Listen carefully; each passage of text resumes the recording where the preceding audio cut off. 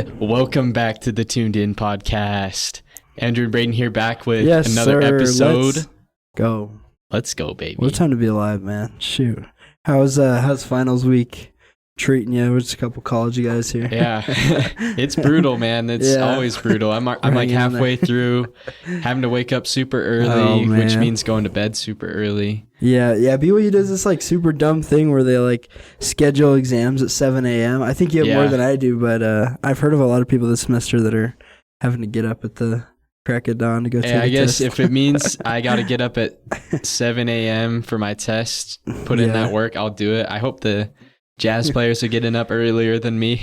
Yeah, right. Putting in that work. So I guess that means that I have to. That's right. But yeah, how are you getting ready for Christmas? Oh, man, I'm so excited. We're almost done with our semester, and then we can just relax for Christmas. And we got a couple weeks before classes start again, so it's going to be good. Fun. I went with some of the people in my apartment complex. We did some Christmas caroling. Oh, let's go. At like a elderly home. That was pretty fun. Nice. So we're definitely getting into that. Yeah, those elderly homes are fun too. They really enjoy that type of stuff. Oh yeah, they loved it. Getting people. So if you're hearing this, go visit your grandma. She misses you in the nursing home. So, but we have an exciting episode today. Or we're going to try to make it exciting at least. Jazz played 2 games this week. We will talk about those, update you on our prediction tracker, and then we'll name a player of the week, and we'll talk about our upcoming games as per usual. And then we're going to update you on some G League stats. We got some players playing in the G League. We'll talk about some Jazz players who are now trade eligible, and we'll talk about that. And then we're going to talk about some general NBA news, rumor mill, NBA Cup update. Of course, we'll update you on our fantasy teams. We know that you're all dying to know. And then local sports, we'll talk about Utah Hockey Club and some big BYU basketball news in today's episode. Don't forget to check us out on Spotify, Apple Podcasts, YouTube, wherever you get your podcasts. Check us out. You can also find us at Instagram. All of those at tunedinjazz. And this is episode 54 of Tuned In Jazz.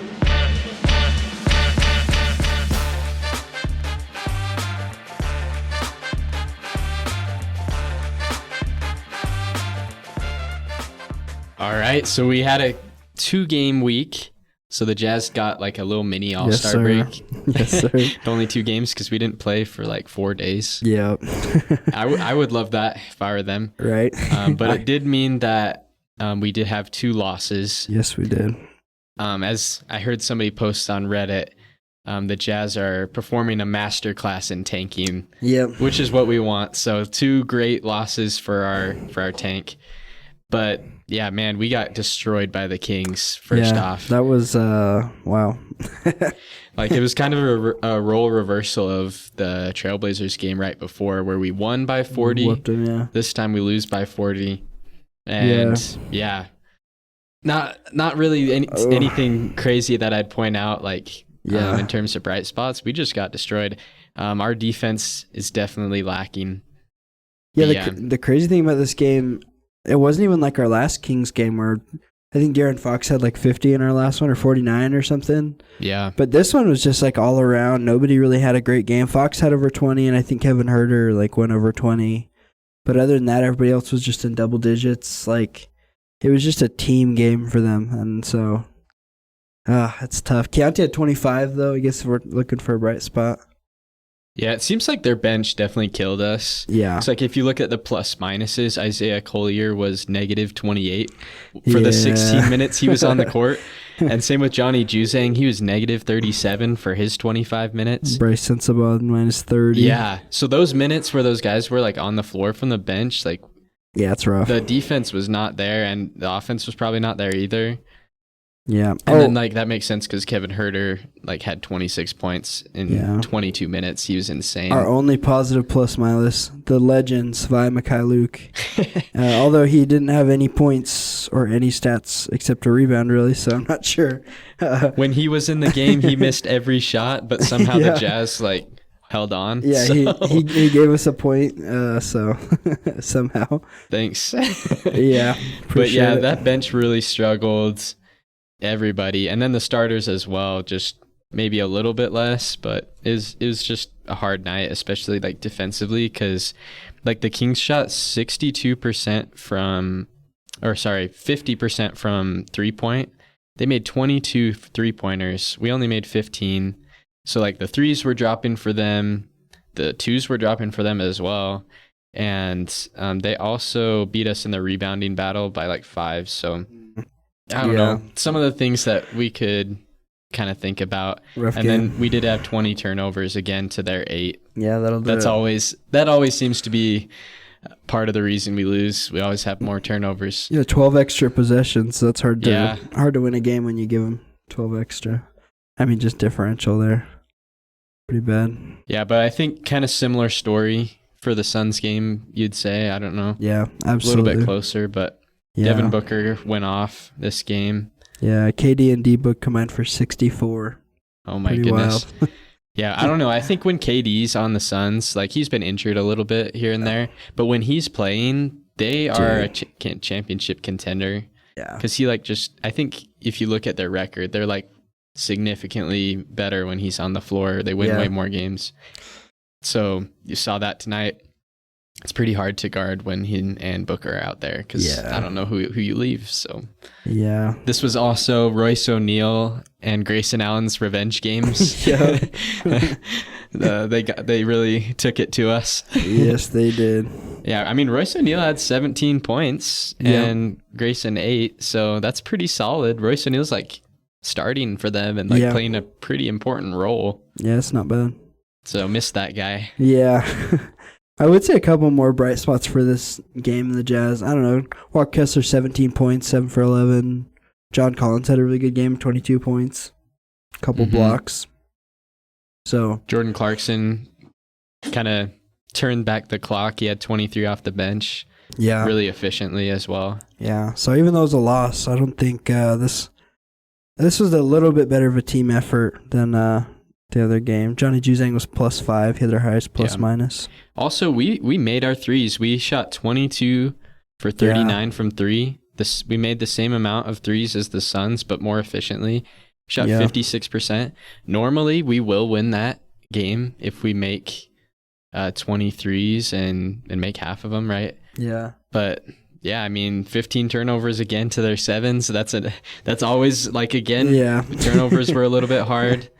And then rebounding wise, it was actually pretty even. So yeah, honestly, those turnovers and just like the Suns also being on fire, kind of led to that loss. But there were 2 pretty sweet highlights. Yeah, Keontae blocked KD on a dunk. Oh, that was pretty insane. That he could.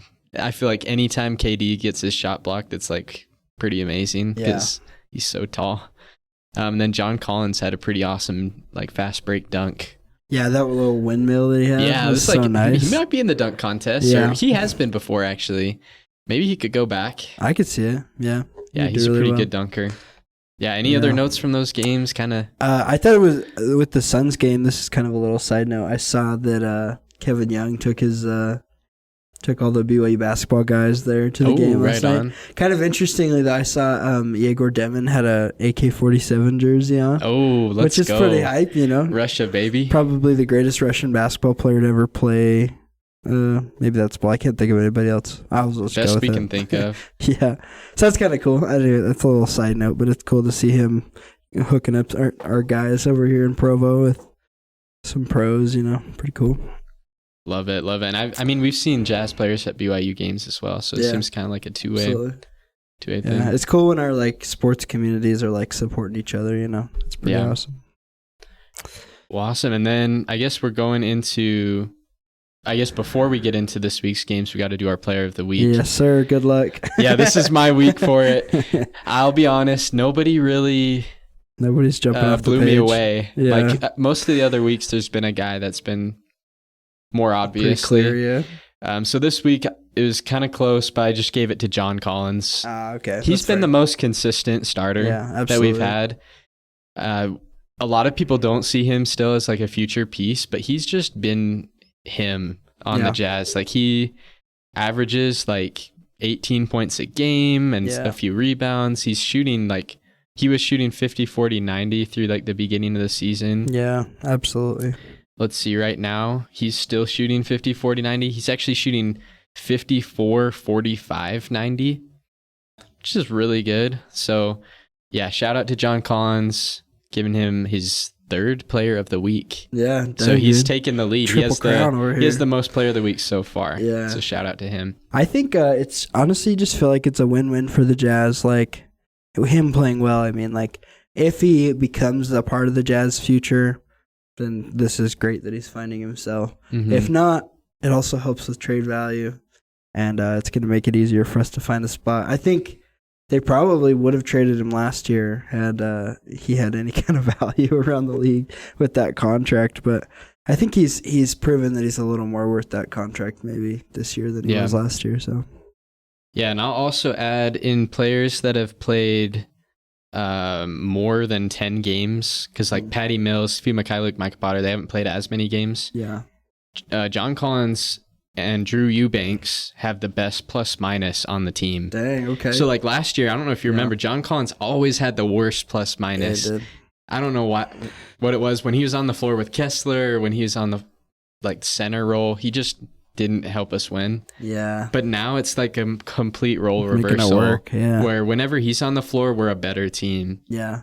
Even with Kessler, he's looking much better. We thought maybe that was like something that was just not going to work, but it's looking a lot better. So yeah, and then somehow Drew Eubanks is like leading us to winning as well. So I kind of feel like he's filling weird. that like Kelly Olynyk role, where it's like pretty much the same role in the offense, although he doesn't really shoot as much as Kelly Olynyk did, but kind of interesting. So shout out to John Collins. Yeah. I guess getting into this next week, we also only have 2 games. Yep.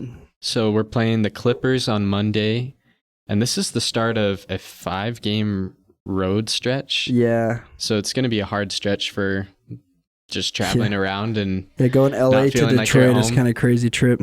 Yeah, definitely. You don't even get to go home in between that. Yeah. Thanks, Adam. Right. So who do you got for this Clippers game on Monday? Oh man. Well, this one's just kind of a gut one. The Clippers are playing really well, but I'm gonna say the Jazz get a win. I'm gonna say win by 6. It's gonna be kind of a close game. Jazz will pull away a little at the end to 6 at least. Yeah.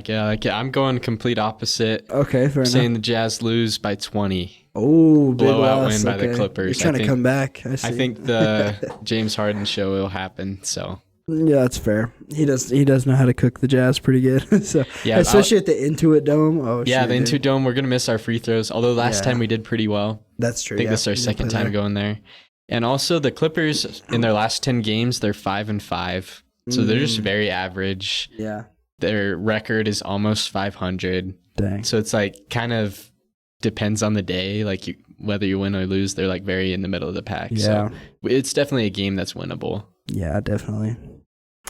And then on Thursday, we fly out to Detroit, play the Pistons. Probably a team much more on our level. What are you feeling about this game?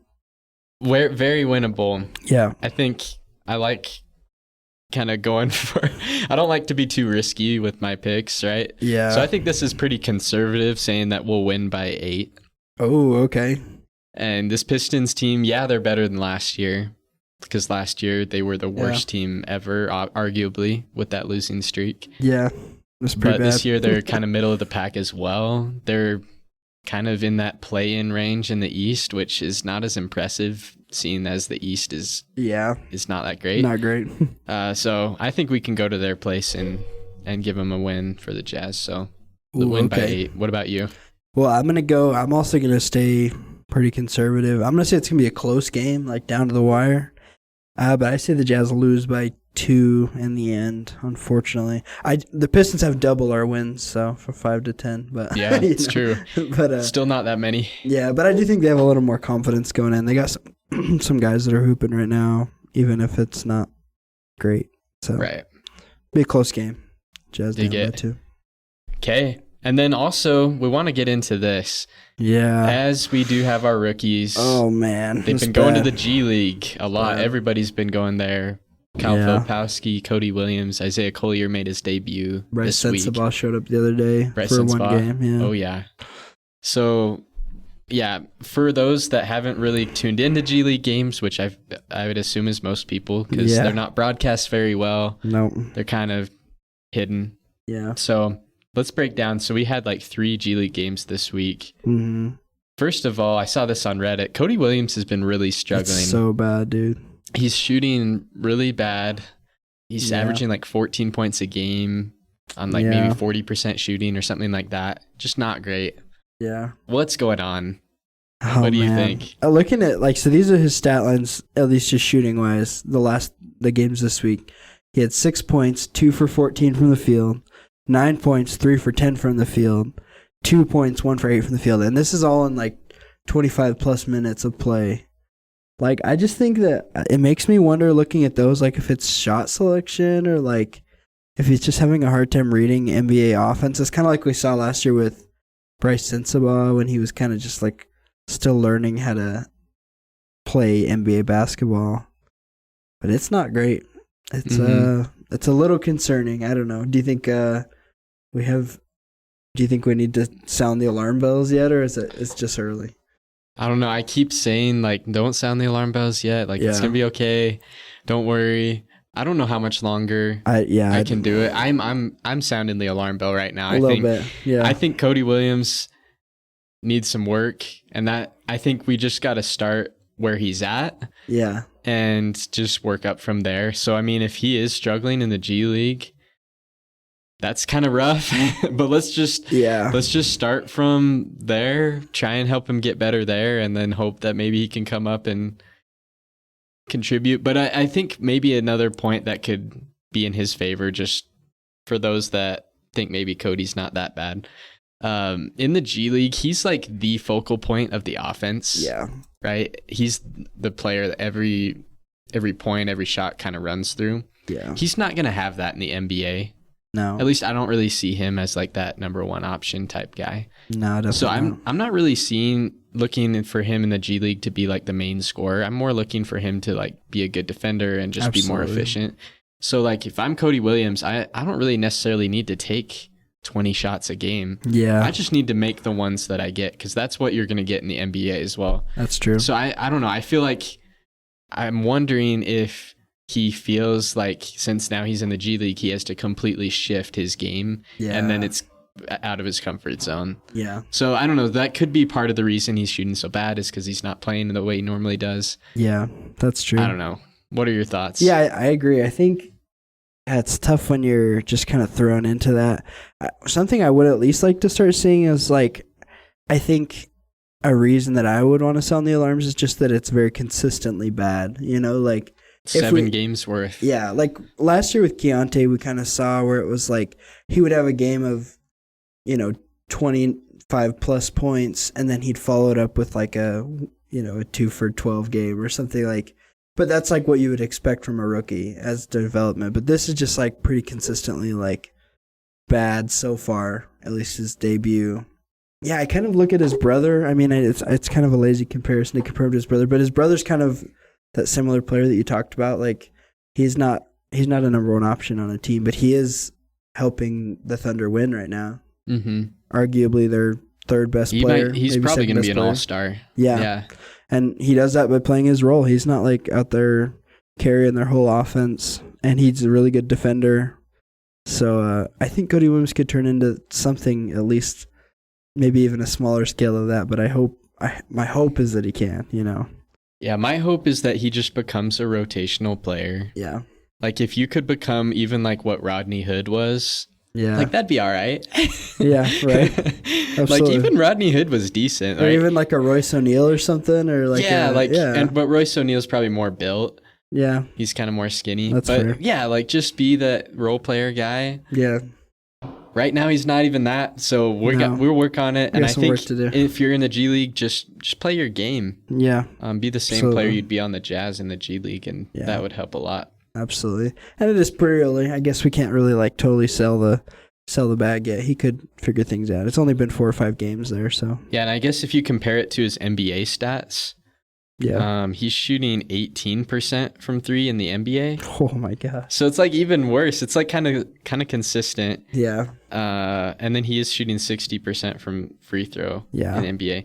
Granted, only on 10 shots. So. And that was our criticism earlier in the season, was that he just wasn't taking a lot of shots, wasn't very aggressive. Mm-hmm. So I guess we can't really complain that now he's taking 15 shots or 14 shots. So like, I don't know, his G League numbers kind of matches NBA numbers, like in terms of percentages. Yeah. But and now he has permission to go just get a bucket. Yeah. And kind of learn that. So interesting. Which we talked about earlier with Wemby, where they're just kind of making him shoot threes, and eventually he'll start figuring it out. Maybe he's not Wemby, but I guess another thing. This is kind of not exactly with G League, but I'm looking at like the plus minus throughout the year. There's one player that has the worst plus minus on the Jazz by 60 more than any other player. So like the worst guy is negative 180 plus miness.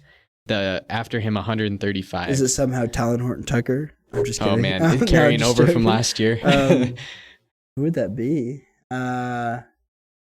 Is it like? It wouldn't be who you'd think. Is it like Johnny Juzang or somebody? It's Keontae George. Oh, really? When Keontae George is on the court, he has the worst plus minus of any player. Wow. Kind of crazy. I know he's been struggling. It's gotten a little bit better. Yeah. But I think part of that is just we're a bad team and he plays the most minutes. Yeah. So he's just kind of getting a terrible plus minus because he's just on the court most of the time. Yeah. And we're always bad. Well, and so far this year, like Lowry was out for a good chunk of games this year. Yeah. So Keontae's kind of had the brunt of like our whole offense, or pretty much the whole team on him, I think, this year. So I do feel bad. Yeah, just an interesting point. Yeah. Kind of puts us off course slightly. But some other Kyle Filipowski's played a couple games in Salt Lake, but he hasn't really played a lot of minutes, so it's kind of hard to look at his stats. But Isaiah Collier has played 2 games. And in those 2 games, he was 36 points, 5 assists. And the second game, he was 23 and 8. He's a beast. So, yeah, that's kind of exciting. I don't know. What are you feeling about his performance so far? Complete opposite. He looks fire. Yeah, he does. He looks like an NBA player, which is what we want. Yeah. And, yeah, he's getting buckets. He's showing that he can pass like he did in college. Yeah. He's showing that he's a good defender. Well. Like he's averaging 1 steal and 1 block a game in the G League too. Sheesh, yeah. Which is pretty good. That's nice. I don't know. I mean, great. If Isaiah Collier ends up being our best rookie, or Kyle Filipowski, or Cody Williams, we just need like 1 or 2 of them to hit. Right? We don't even need all 3. So if he's gonna hit, that would be great. He looks really good. Honestly, with all these draft picks we have, if we can just find us a Walker Kessler, Keontae George, or Isaiah Collier every year, I think we'll eventually build a pretty good roster. You know, we don't need all of our picks to hit, just some of them. So it's good. I saw a clip of Isaiah Collier, like he navigated through a pick. He kind of split the double team, and then just like went up and under at the rim. And I was like, oh my gosh, dude! Like it made me excited to see kind of like some MJ stuff. Yeah, a little bit of Kyrie finish a little bit. Like it was kind of it just kind of excites me. Maybe like a little bit of potential. Maybe he could become that in the NBA eventually. So pretty cool. Okay, we also have the trade deadline coming up soon. Yes. As in like February or late January. Yeah. It's always around there. Yeah. But some guys became trade eligible from the off season. Yeah, I just looked it up. They become trade eligible tomorrow at noon. So Patty Mills, Phi Mikhailuk, and Drew Eubanks, who all signed the same day, I guess, are now trade eligible with the 60-day rules, I guess. Yeah. I don't know if that means anything, but I don't know. What do you think the odds that any of those guys get traded? I mean, it could just be that they're like a salary filler to like make the money work if we're trading other players. I could see it. I don't really see us trading them on their own. I don't see a lot of like demand for those guys. It's possible, but I don't know. For instance, Markelle Fultz is still a free agent. Yeah. I think if you're trying to compete, I'd rather just sign Markelle Fultz than trade for Patty Mills. Yeah, honestly. Or Svi. And then Drew Eubanks is like a pretty decent backup center, so I could see like maybe if a team just wants a budget backup center, maybe they'll want to trade for Drew Eubanks. Yeah, I could see it. Especially if we really want to have John Collins play center, which we really haven't. Seems like, yeah. So I don't know. I think Drew Eubanks is probably the one out of the 3 I could see getting traded, but mostly they might just get filled in if the money needs to work. Yeah, I could see it. I saw this. I had it saved, but now I, of course, can't find it. It's always how it works, right? Can't find, but I saw this quote. It was talking about, I think they said it was like an anonymous GM around the league that said that the Jazz, the Nets and the Wizards are the 3 clear-cut sellers in the NBA, and they're teams that are picking up the phone and ready to make a deal right now, which is kind of interesting. Makes me wonder, like, because you don't just say stuff like that. It makes me wonder, like, who the Jazz are shopping around right now. Is it John Collins? Is it Jordan Clarkson? Colin Sexton, maybe? I don't know. It's kind of interesting. Yeah, I guess who on the Jazz do you think has the most trade value right now that you would consider trading this deadline? Yeah. I think it's obviously John Collins. Yeah. Like, he's been our best player. Honestly, 3-time player of the week, right? He's been really good. 18 points a game, 50, 40, 90. Yeah. Yeah. I don't know how that would translate to a lot of the other contending teams. Yeah. But man, he's been so good. Like, his trade value is pretty high. Yeah, I think so. I think the only thing holding back is his contract, but he does only have a couple years left. They could buy him out next year is the last year. Yep. I think Colin Sexton has some value. He's only making $5 million a year, which is I think it's more like 16 or 18. Well, it's I think it's 20 through 4. I could be wrong. But either way, he's not on a crazy deal. Not a crazy It's deal. definitely under 20 mil. Contract, yeah. And I think he could contribute on a good team. I think Jordan Clarkson's value is going down every year. If we're ever going to get rid of him, now would be the time. But I'm losing faith that will ever happen, probably. Yeah, I'm looking at like the standings for like maybe a team that wants to like try and get in contention. Maybe the Milwaukee Bucks could be a team that might want like a John Collins, Jordan Clarkson, Colin Sexton. Yeah. Kind of give them a little bit of spark. I could see it. I don't know what they would give us because they don't really have any young talent. Yeah. So, I don't know. Yeah. Especially because we know their picks might not be as valuable as long as Giannis is there. Yeah. The Lakers are chumps at the deadline every year. Yeah, they're always trying to compete. So, like, but the only thing with the Lakers is they're not willing to trade any of their like good players, and they only have like a pick in like 2030. Yeah. But honestly, would you be down to trade one of those guys for that 2030 pick? Because LeBron will be gone by then, probably. Yeah. They could be bad. I mean, that's tough because that would be like 6 years. That would be like 7 or 8 years into a rebuild. I would. And we already have a Lakers pick when we traded Mike Conley, so it's a good pick. Yeah, I don't know. That's a tough one. That's pretty far out. I also think another team is the Warriors. Although we've been down that road before, they don't really want to give anybody up either. For some reason, I saw a Warriors fan on Twitter this morning talking about how he can't believe that the Warriors wanted Brady Pajemski that much not to get Larry Markkinen. They literally had him. Yeah, that would have been exactly what they had wanted. Yeah. Even before the extension, too. They didn't even have to pay him. Yeah, so they're clearly not willing to give up much. So I don't know. It's tough. Maybe I would be down to trade with the Atlanta Hawks. Because they've been like on the up, right? They've been winning some games. They're doing well in the in-season tournament. They have a lot of good young players. Like, would you want to trade for DeAndre Hunter? That's the guy I was thinking of. He's averaging almost 20 a game. But the only thing is they don't want John Collins because they already know about him. I don't know if Sexton or Clarkson. Maybe Clarkson there. I don't know. Maybe our guys aren't as good of a fit. But I want some of the players on the Hawks. Experience. So. Maybe the Pacers, they're kind of on the down right now. They could really use Svi Mikhailuk. I think. I'm just kidding. I'm just joking.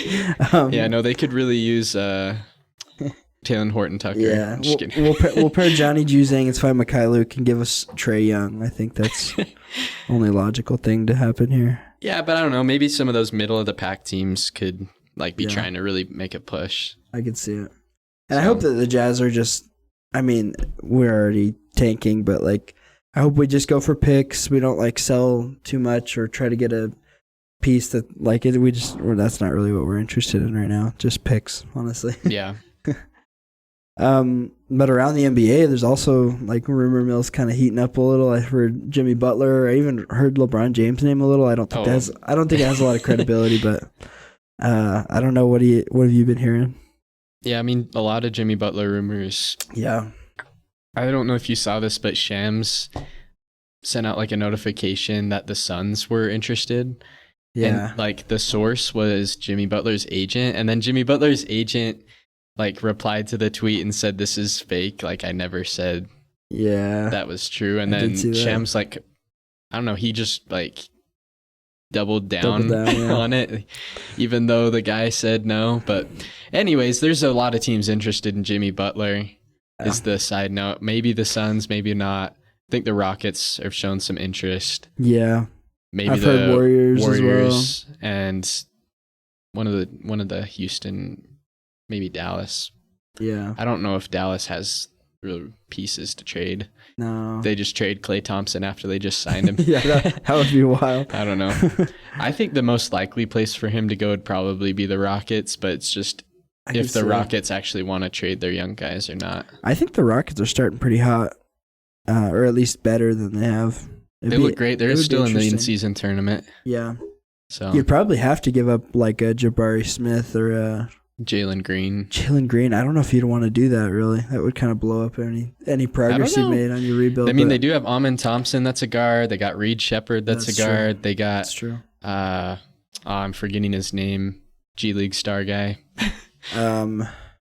Yeah, but anyways, they got a lot of guards already. I mean, honestly, I feel like Reed Shepherd fits better with the team than Jalen Green in some instances. That's true, yeah. So I don't know. I mean, they just got to give up some of them. They don't have to give up every single one of their guys. So yeah, that's true.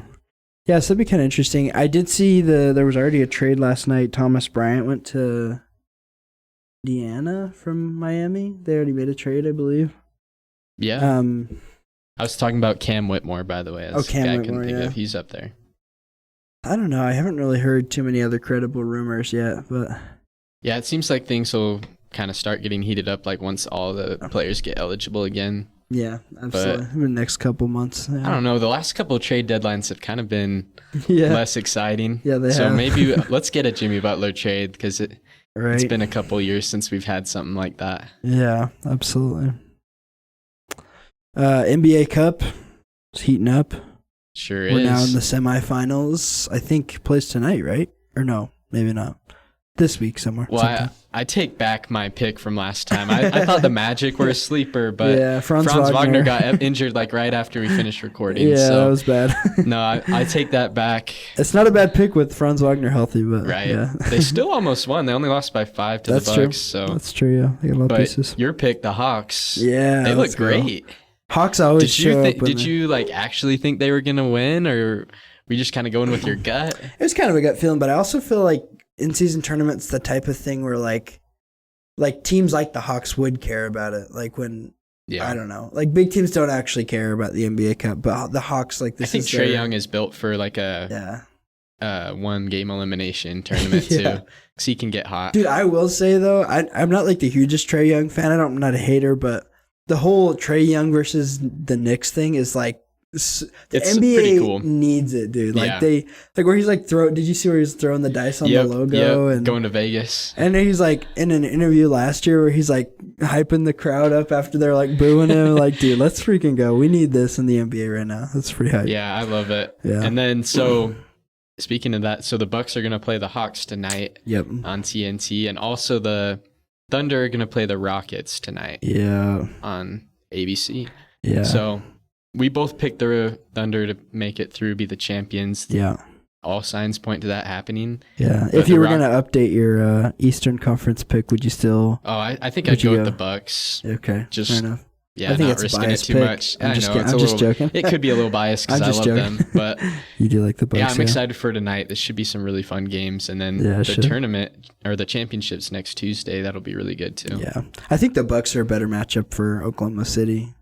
Yeah. But, yeah, I don't know. The thing with the Hawks and the Thunder that's cool, both of these teams have a lot of like long-armed defenders. Right, yeah. And so like OKC leads the league in deflections and is one of the best defenses because they just get in passing lanes and they swipe at the ball pretty well. Yeah. Same with the Hawks. Like they have Dyson Daniels, who's averaging the most deflections of all time so far. And like there's Zachary Rishishar, his arms are super long.